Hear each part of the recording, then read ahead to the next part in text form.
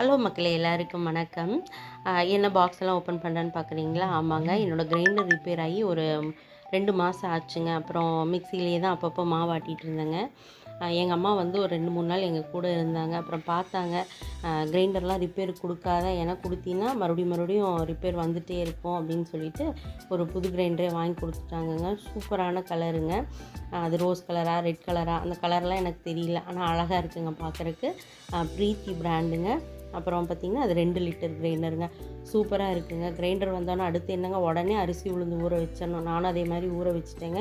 இப்போ கிரைண்டரை க்ளீன் பண்ணணும் பார்த்திங்களா, அதுக்காக கொஞ்சமாக பச்சரிசி ஊற வச்சு ஒரு 2-3 வாட்டி ஆட்டி எடுத்தாச்சுங்க. கிரைண்டர் நல்லா க்ளீன் பண்ணியாச்சுங்க. இப்போ உடனே அரிசி உளுந்து ஆட்டி ஃப்ரிட்ஜுக்குள்ளே எடுத்து வச்சுட்டேங்க. அப்போ தாங்க ஒரு பெரிய மன திருப்தியாக வந்துச்சுங்க. என்ன மாதிரி எத்தனை பேருக்கு இந்த மாதிரி மாவு ஆட்டுற பைத்தியம் இருக்குதுன்னு சொல்லுங்கள். ஓகேங்க, பிடிச்சிருந்தா மறக்காமல் நம்ம சேனலை சப்ஸ்கிரைப் பண்ணிடுங்க. ஓகேங்க, பாய்ங்க.